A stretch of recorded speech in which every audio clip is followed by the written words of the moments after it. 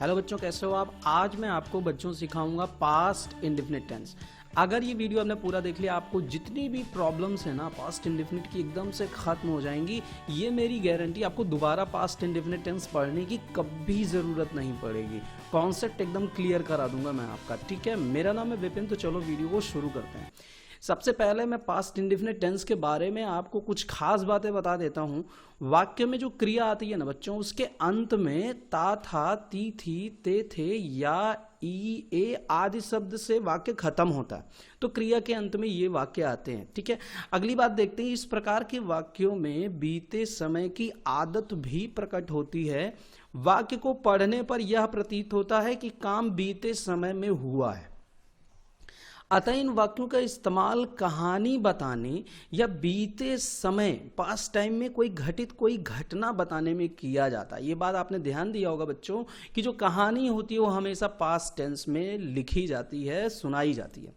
आगे बढ़ते हैं, यहां पर हम देखते हैं हेल्पिंग वर्ब। बच्चों इसमें डिड का प्रयोग किया जाता है, लेकिन यह प्रयोग सिर्फ और सिर्फ निगेटिव और इंटेरोगेटिव वाक्यों में होता है। हाँ, अगर कर्ता अपनी बात कहने पर जोर दे रहा है तो ही अफर्मेटिव सेंटेंस में इसका प्रयोग किया जाता है। जब भी डिड का प्रयोग होता है बच्चों, ये बात ध्यान रखिएगा, जब भी डिड का प्रयोग होता है तो हमेशा वर्ब की फर्स्ट फॉर्म का प्रयोग होता है, फिर चाहे वाक्य इंटेरोगेटिव हो चाहे निगेटिव हो। अन्यथा वर्ब की सेकेंड फॉर्म मतलब पास्ट पार्टिसिपल फॉर्म का ही प्रयोग किया जाता है।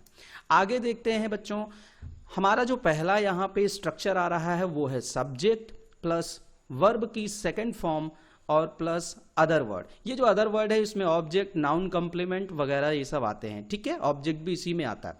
आगे देखते हैं, जैसे उसने पत्र लिखा, लिखने की फर्स्ट फॉर्म राइट होती है तो इसकी सेकंड फॉर्म होगी रोट, तो हो जाएगा ही रोट अ लेटर, ठीक है।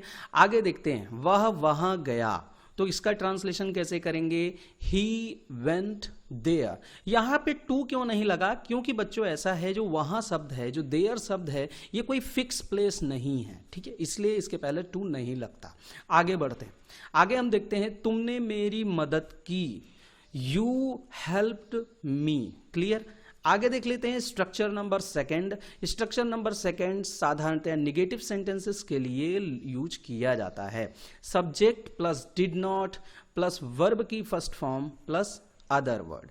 उसने पत्र नहीं लिखा तो he did not write a letter, ठीक है बच्चों। यहां डिड और वर्ब के बीच में और हेल्पिंग वर्ब के बीच में नॉट यूज हुआ है, इस बात का आप ध्यान रखें।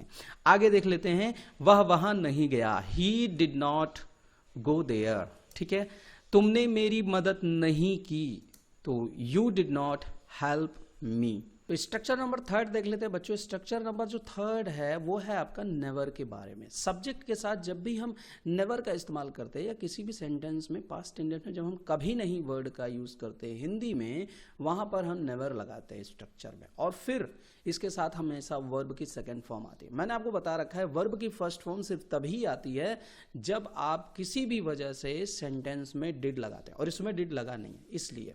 तो आगे बढ़ते देखते हैं, उसने पत्र कभी नहीं लिखा तो क्या हो जाएगा बच्चों, he never wrote a letter, clear. आगे देख लेते हैं, वह वहां कभी नहीं गया तो क्या हो जाएगा बच्चों, ही नेवर वेंट देयर, ठीक है। आगे देख लेते हैं अगला जो सेंटेंस है, तुमने मेरी मदद कभी नहीं की तो हो जाएगा you never helped me. Did subject plus verb की first form plus other word, तो ये चीजें हैं।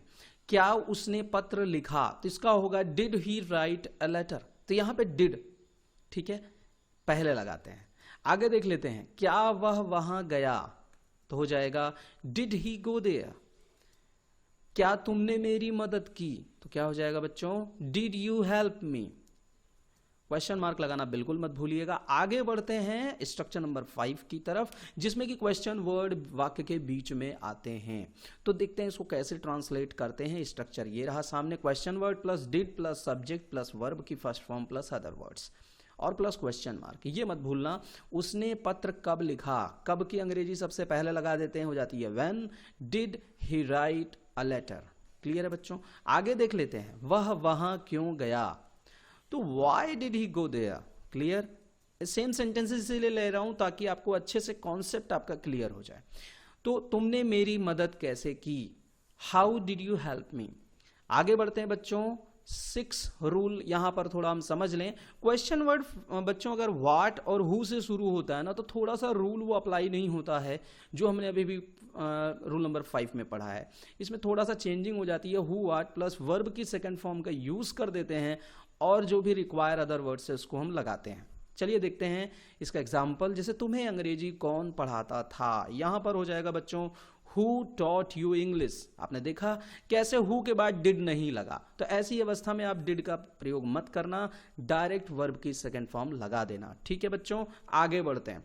तुम्हें क्या पसंद था, तो what you liked, तो यहां पे हो जाएगा what you liked। ये थोड़ा सा अलग है उसका पैटर्न, लेकिन आपको ये समझ में आ जाएगा जैसे जैसे आप इसको इस्तेमाल करते जाएंगे। आगे देखते हैं बच्चों, स्ट्रक्चर नंबर 7 पर पहुंचते हैं। स्ट्रक्चर नंबर 7 बताता है कि जो ये क्या से सब हिंदी के वाक्य शुरू होते हैं, अगर उसमें नेगेटिव वो सेंटेंस हो जाए तो उसका ट्रांसलेशन कैसे करेंगे। स्ट्रक्चर है did plus subject plus not plus verb की first form plus other words. ऐसे स्ट्रक्चर में सब्जेक्ट के बाद ही नॉट लगता है। आइए देख लेते हैं, क्या उसने पत्र नहीं लिखा, तो हो जाएगा बच्चों did he not write a letter. Next देख लेते हैं, क्या वह वहां नहीं गया, तो क्या हो जाएगा did he not go there. ठीक है बच्चों, आगे बढ़ते हैं। क्या तुमने मेरी मदद नहीं की, तो हो जाएगा डिड यू नॉट हेल्प मी। मैं एक बात बता दूं बच्चों, अगर आप ये मेरे चैनल के साथ बने रहेंगे, मैं आपको एकदम बेसिक कॉन्सेप्ट बताऊंगा, आपको कहीं भी जाकर के कोई भी टेंस सीखने की जरूरत नहीं रह जाएगी। एकदम यही चैनल आपके लिए परफेक्ट साबित होगा, क्योंकि मैं आपको एकदम कॉन्सेप्ट आपका क्लियर कर दूंगा। अगर फिर भी कोई दिक्कत है तो आप कमेंट बॉक्स में लिख के कमेंट कर दीजिए मुझे, और मुझे बताइए आपको क्या चीज नहीं समझ में आई, मैं आपको फिर से वीडियो बना के समझाऊंगा। ओके, अगला देख लेते हैं structure number 8। Structure number 8 question word plus negative के बारे में है। इसका जो स्ट्रक्चर है question word plus did plus subject plus not plus verb की first form plus other word plus question mark. ठीक है बच्चों, आगे बढ़ते हैं, देखते हैं। जैसे है उसने पत्र कब नहीं लिखा, तो क्या हो जाएगा when did he not write a letter. ठीक है बच्चों, आगे बढ़ते हैं, देखते हैं।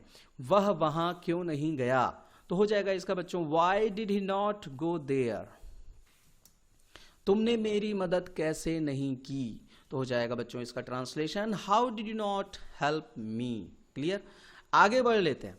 और स्पेशल ट्रांसलेशन आपके लिए मैं यहां पर वीडियो का एंड हो रहा है, स्पेशल ट्रांसलेशन है, इसको देख लीजिएगा, स्किप मत करिएगा। देखिए इसमें क्या चीज बता रहा हूं मैं, इसमें यह बता रहा हूं, आपको ध्यान होगा जब मैं पहचान बता रहा था तो आपको मैंने बताया था कि डिड का प्रयोग जो है अफर्मेटिव सेंटेंस में कैसे किया जाता है, तो यही चीज मैं यहां क्लियर करूंगा। जब भी हम वाक्यों पर जोर देना चाहें पास्ट इंडेफिनिट टेंस में, तो हम क्या करते हैं, डिड का प्रयोग कर देते हैं। कैसे देख लेते हैं।